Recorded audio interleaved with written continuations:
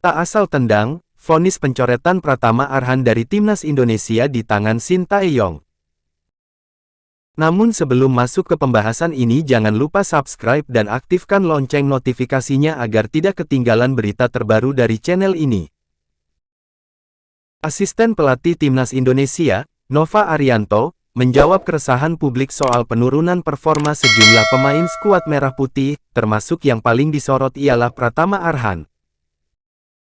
Dalam 2 kali pertandingan Timnas Indonesia menghadapi Brunei Darussalam di kualifikasi Piala Dunia 2026, Pratama Arhan paling banyak mendapatkan sorotan negatif.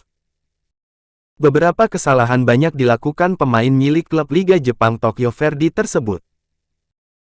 Mulai dari salah umpan dan kurang efektif dalam membantu penyerangan, membuat banyak suara sumbang mengemuka atas permintaan pencoretan Pratama Arhan.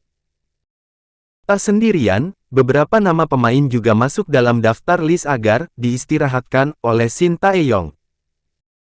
Saat para pemainnya dapat banyak kritikan, asisten pelatih Timnas Indonesia, Nova Arianto pasang badan untuk pemain tersebut. Walaupun ia tak memungkiri bahwa memang terdapat beberapa pemain mengalami penurunan performa. Untuk itu, apabila pemain-pemain yang mengalami penurunan ini terus terjadi bisa saja dicoret dari skuad nantinya. Menurut pria yang pernah membela Persib Bandung ini, penurunan performa seorang pemain dalam 1-2 pertandingan tidak bisa serta-merta menjadi patokan pencoretan. Terlebih lagi, ketok palu akankah sang pemain dicoret dari timnas berada di bawah kendali penuh pelatih, dalam hal ini Shin Tae-yong. Kami bisa pahami, karena tidak semua pemain bisa tampil dalam performa terbaik, ujar Nova Arianto. Kadang bisa turun, kadang bisa naik, tetapi ini menjadi catatan untuk Egy, juga pemain yang lainnya, kata Nova Arianto. Dia menambahkan, tolak ukur penilaian juga tak hanya berdasar di level timnas, melainkan di level klub. Terlebih lagi semua pemain yang dipanggil untuk perkuat Timnas Indonesia sudah difilter langsung oleh Shin Tae-yong. Artinya, dari sudut pandang juru taktik asal Korea Selatan itu, penggawa timnas kini menjadi amunisi yang dapat merepresentasikan skema permainan yang diinginkan Shin Tae-yong. Jadi semuanya akan kita lihat kembali di kompetisi, tutur Nova.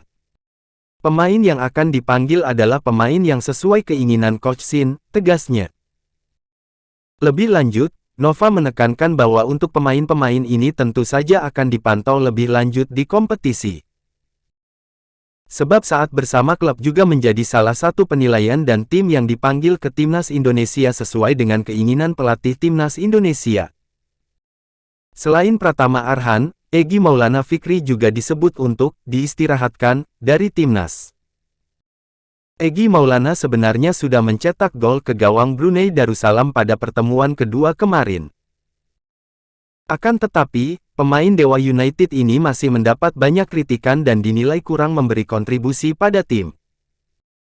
Kritikan diberikan ke Egy karena dia kerap kehilangan bola yang bikin Brunei Darussalam bisa melancarkan serangan balik.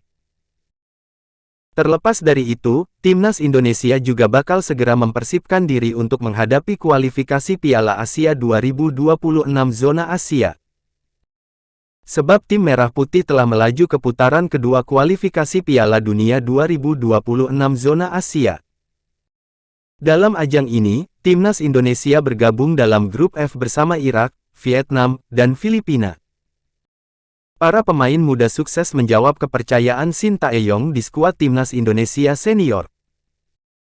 Timnas Indonesia sukses melangkah ke putaran kedua kualifikasi Piala Dunia 2026 zona Asia. Kepastian tersebut terjadi usai skuad Garuda membenamkan Brunei Darussalam dengan agregat 12-0 pada putaran pertama. Timnas Indonesia menang telak dengan skor 6-0 pada laga leg pertama kontra Brunei Darussalam di Stadion Utama Gelora Bung Karno SUGBK. Pada leg kedua, giliran Brunei yang menjadi tuan rumah di Stadion Hasanal Bolkiah. Lagi-lagi, Timnas Indonesia asuhan Shin Tae-yong mencatat kemenangan dengan skor identik, 6-0 di markas Brunei Darussalam. Kemenangan tersebut diwarnai dengan debut menarik dua pemain muda. Dua pemain tersebut adalah Hoki Caraka dan Arhan Fikri.